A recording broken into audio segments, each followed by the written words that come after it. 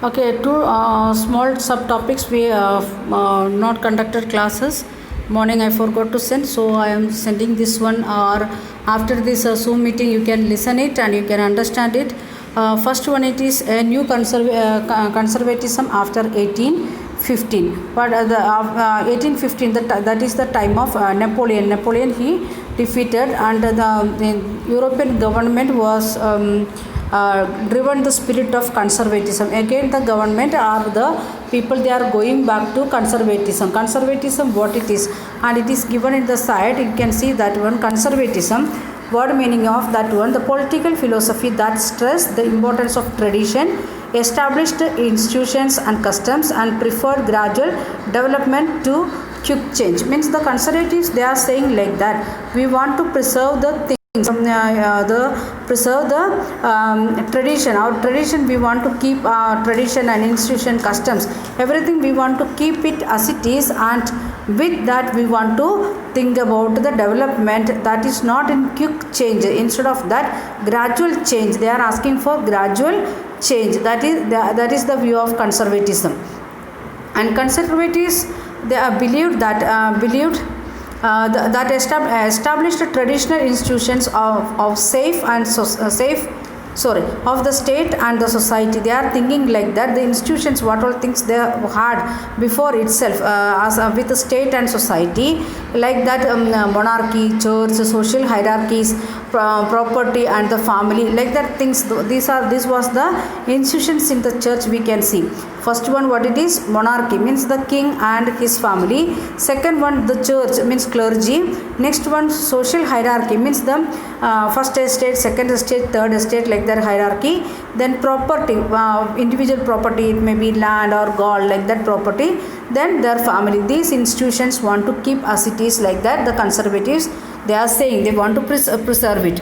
Then we can see that in 1815, then some of the examples given. The conservatives, however, did not propose a return to the society. They are not asking to go back to the pre-revolutionary days. They want to keep that the revolutionary thinkings also. They are not asking to go back, and rather they realized from the change initiated by Napoleon that modernization could in fact strengthen traditional institution like monarchy. What done by the Napoleon, that it is helping for modernization, and at the same time it is going to strengthen the traditional institution like monarchy and other things. Then next paragraph we can see in 1815, the representatives of European power, means the Britain, Russia, then Prussia, Austria, like that countries, who had collectively defeated Napoleon. All these people together only defeated Napoleon and met at Vienna to draw up a settlement for Europe. That is known as the Treaty of Vienna. It is known as Treaty of Vienna. The people, those who helped the French people to defeat Napoleon, that people together, means Britain, Russia, Prussia, Austria, they are coming together and they are meeting in Vienna, and last they made a treaty how to settle the Europe, means the problems in the Europe. And we can see the Congress was hosted by the Austrian Chancellor, that is Duke Metternich, and the delegates drew a Treaty of Vienna in 1815. In next page we can see that they are coming together and meeting, and they are making the treaty that is known as Treaty of Vienna, that happened in 1815, with object of undergoing most of the changes. They are thinking about the changes what should be there in the society, especially in Europe, and that is after the Napoleonic War. First point, that is, we can see many points I written with pencil like that, 6 points. First point, it is Bourbon dynasty. They are disposed during the French Revolution. They was take away from the because of French Revolution, and they are getting the power back in their hand. Means they are the Bourbon family. They are coming and starting their ruling again in France. That is in 1815 onwards. Means the Treaty of Vienna, that time onwards. And second one, series were set up on the boundaries of France to prevent French expansion. Means the series of states, many states they are making the boundaries of France to prevent the French expansion. French people, if they want to expand again, the other states, which nearby states, they was not ready to give like that chance to them. They are making their boundaries. That is the second point. And third point, that is the Kingdom of Netherlands, which includes Belgium, was set up in the north, and Guyana was added in the Piedmont in the south. The area how they are making the boundaries, how they made that time Netherlands and Belgium was one. And then we have seen that one they are separating afterwards. In after 1848 we have seen that one in already in the morning video. Then like that they are making the boundaries. Then fourth point, that is Prussia was given important to new territories on the western frontiers, while Austria was given control on the North Italy. Different area they are making the control because they want to control France. Then but the German Confederation of 39 states had been set up by Napoleon was left untouched. The Napoleon made like that 39 states together as a German federation, that nobody is not touched, as it is, it was kept. And in the east, Russia was given part of Poland, while Prussia was given the portion of Saxony.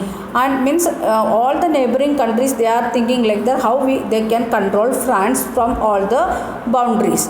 The main intention was to restore the monarchies that had been overthrown by the Napoleon and create a new conservative order in Europe. The main aim of this Treaty of Vienna, that is to develop monarchy, the monarchy which is overthrown by Napoleon, that they want to restore. At the same time, they want to make a new order of that is a conservative order they want to make in Europe. Already they had 3 estates: first estate, second estate, third estate. That system already become collapsed, so they want to make a new order. That was the main theme or main aim of the Treaty of Vienna.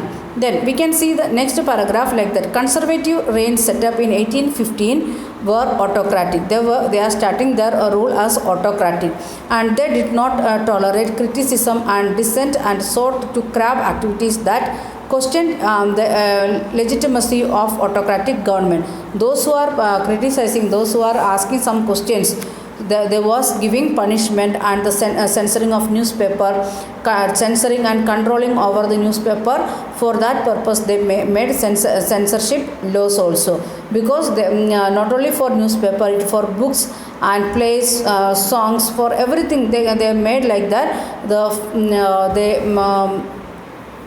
In which area the people can make their thinking related to liberty and freedom. So they made like the censorship law to control all these things. Otherwise people will criticize the autocratic rulers. Then it is given some pictures that you can see by yourself. Then in the ending part of this one, we can see next page, we can see that ending last one sentence.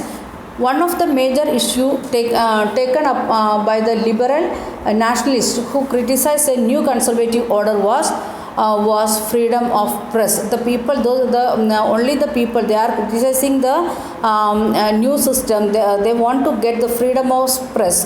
Then the only major issue, it is the people, especially the liberals and nationalists, they are criticizing the conservative order, the new conservative order made by after 1815 of Treaty of Vienna, that people criticize only because of the freedom of press, because it is censorship was very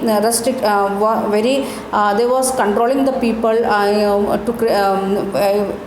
to avoid the criticism or asking questions against the autocratic ruler. Okay, we will continue in next video.